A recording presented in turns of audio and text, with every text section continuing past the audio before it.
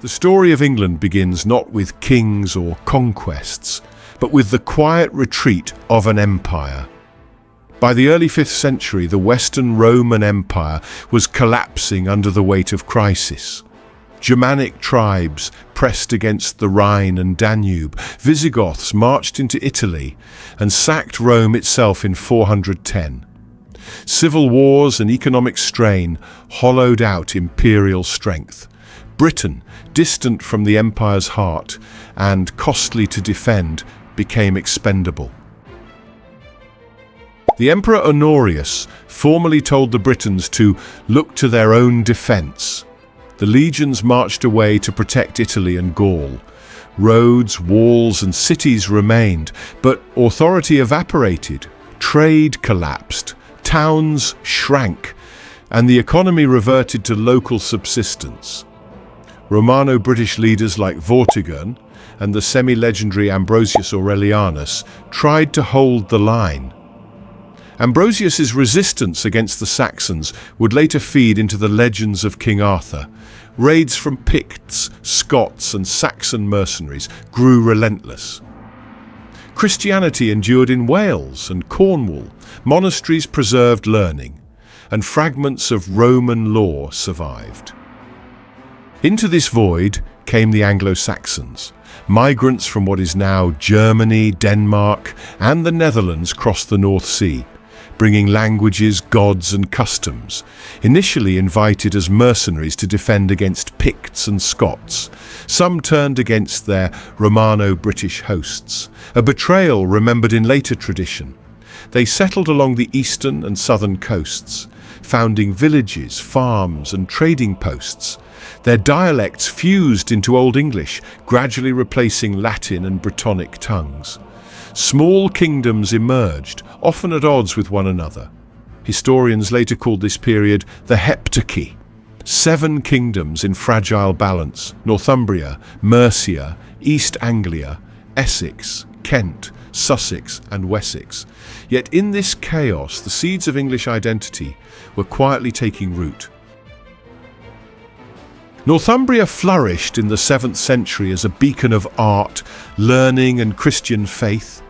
Illuminated manuscripts like the Lindisfarne Gospels, intricate metalwork, and Bede's ecclesiastical history reflected this vibrant culture. Monasteries such as Jarrow and Wearmouth preserved classical learning.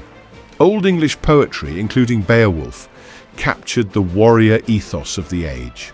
The Synod of Whitby in 664 aligned the English Church with Roman rather than Celtic practices, symbolizing England's integration into the wider Latin Christian world. In the 8th century, Mercia rose under Offa. His monumental dike along the Welsh border was not merely a fortification, but a statement of power. Offa corresponded with Charlemagne, demonstrating Mercia's international stature. His silver pennies circulated widely, showing that England was experimenting with centralized governance, trade, and diplomacy long before Wessex's dominance. In 793, a new storm arrived from the sea. Viking raiders attacked the monastery at Lindisfarne, stealing its treasures and shocking everyone in Europe. It was a terrible time for the monks who lived there. These attacks got much worse over the decades, leading to the arrival of the huge Great Heathen Army. In 865, the Vikings conquered kingdoms one by one, and by 875, only Wessex was left. King Ethelred had died, and his brother Alfred had to save his people. King Alfred was a monarch who implemented transformative reforms in response to the Viking threat. He established a network of over 30 fortified towns, known as burhs, linked by existing Roman roads and adapted routes to ensure rapid deployment and safe havens. He reorganized the national militia, the Fyrd, into 2 rotating contingents of land-holding freemen, ensuring defense while farming continued.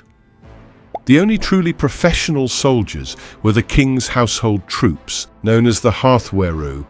Alfred also commissioned a fleet of purpose-built ships, laying the foundation for an English navy.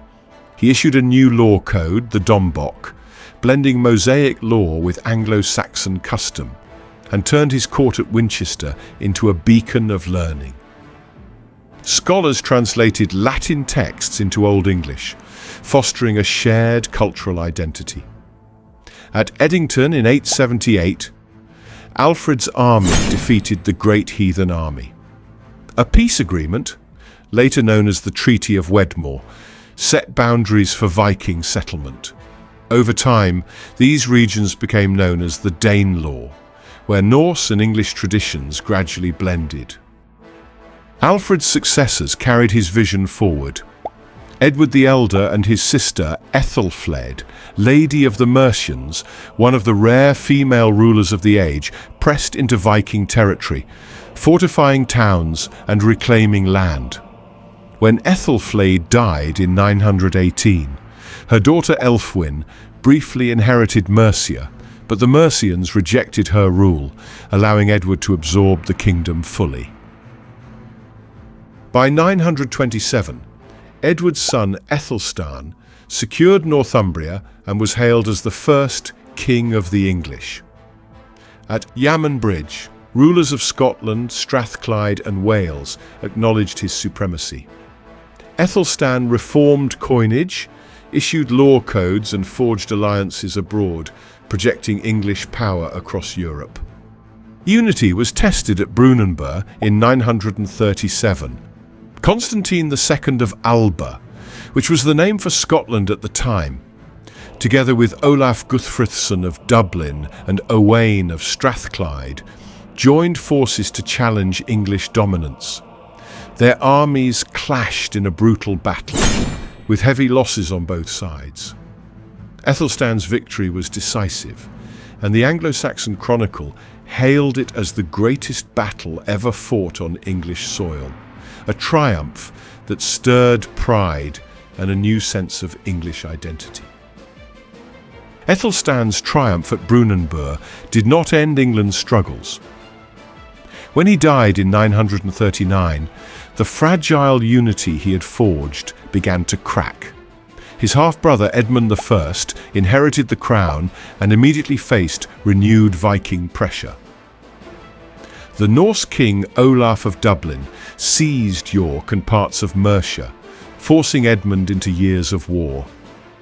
By 944, Edmund had reclaimed Northumbria and even pushed into Strathclyde, though much of that land was handed to Malcolm I of Scotland to secure peace.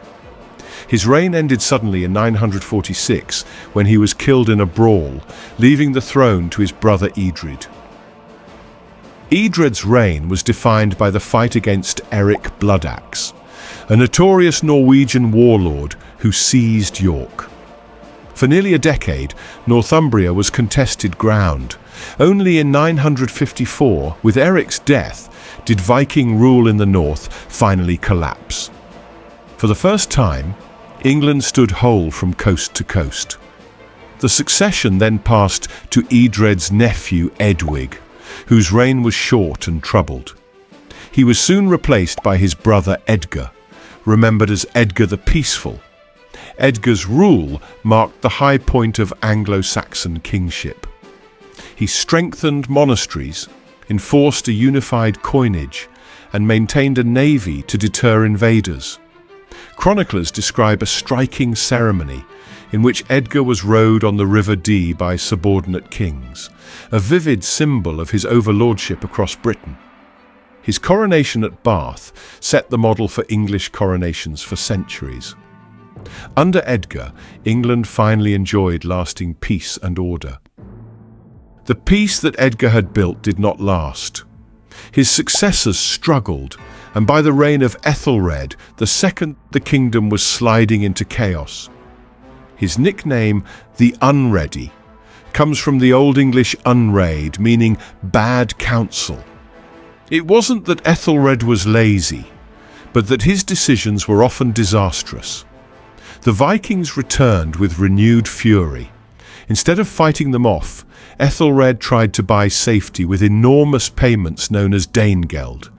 These bribes drained the treasury and only encouraged more raids. By 1016, England was exhausted. Canute the Great, a Danish prince with ambition far beyond England, had arrived with a formidable invasion fleet in 1015, beginning a 14-month campaign of intense warfare across the country. King Ethelred died in April, and his son, Edmund Ironside, briefly took the throne, continuing the fight against the invaders. The struggle culminated in the decisive Battle of Asandun in October 1016, where the English were betrayed by the defection of the treacherous Edric Striona and soundly defeated. Following the battle, the two rivals met at Deerhurst to negotiate a peace, agreeing to divide England. Edmund would rule Wessex in the south, while Canute took control of Mercia and Northumbria. The agreement stipulated that the survivor would inherit the entire kingdom, and just weeks later, Edmund died in November 1016. Canute the Great seized the throne and built a North Sea empire that linked England, Denmark, and Norway. He consolidated his power swiftly, marrying Ethelred's widow, Emma of Normandy, in a clever political move to link his new regime to the old royal line and executing key English rivals. Far from being a foreign tyrant, Canute ruled with surprising skill. He kept the English church strong, respected local laws, and used England's wealth as the jewel of his dominion. For a generation, England was part of a Scandinavian world power. Canute's Scandinavian empire collapsed after his death in 1035.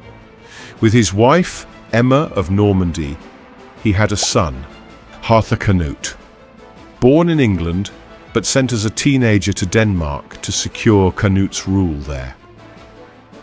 When Canute died, Harthacnut was busy defending Denmark and couldn't come to England, allowing Harold Harefoot, Canute's illegitimate son, to take the throne in 1037. Harold died in 1040, and Harthacnut finally crossed to England, briefly reuniting the two kingdoms.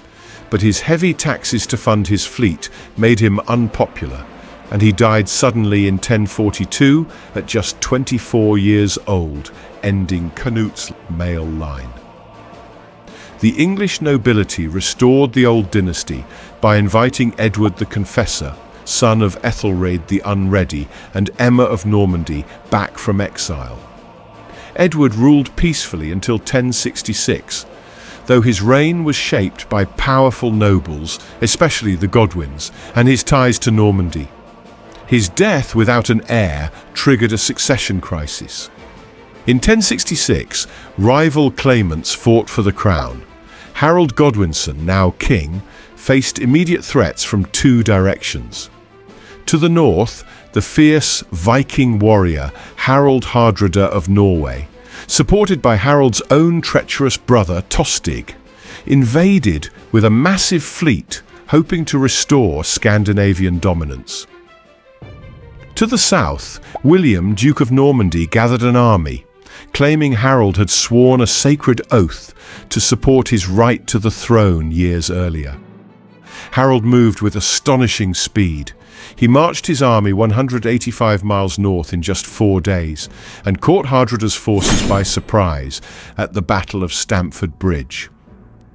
In a bloody and decisive victory that famously ended the Viking Age in England, both Hardrada and Tostig were killed, and only a handful of the 300 Viking ships were needed to carry the few survivors home. Yet the triumph came at a brutal cost. Harold's army was exhausted. Just days later, news arrived that William had landed his invasion force on the south coast. Harold marched his weary men 250 miles south to face the fresh Norman army at the Battle of Hastings. On October 14th, the two sides clashed, Harold's strong shield wall held firm for hours, repelling cavalry charges, but eventually the English line broke. Harold was killed, reportedly by an arrow to the eye, and William emerged victorious. For a brief moment, the teenage Edgar Etheling, last male heir of Alfred's line, was proclaimed king in London. But he lacked support, and William seized power. His rule transformed England. Norman stone castles rose across the land, feudalism spread, and the Domesday Book catalogued wealth in unprecedented detail. The Anglo-Saxon elite was replaced, rebellions crushed with brutal campaigns, like the harrying of the North, and French became the language of the ruling class. England's identity was forged through layers of conquest and reform. Anglo-Saxons gave the shires laws and the backbone of the language. Vikings left behind words, customs, and a martial tradition. Normans imposed castles, feudal order, and ties to continental Europe. By 1066, England had become a unified nation with crown, church, and identity. William inherited not just land, but a destiny that endures. Monarchy, law, and language still bear the marks of Saxon, Norse, and Norman influence. Thank you for watching. If you enjoyed this video, please like, subscribe, and click the bell icon for updates.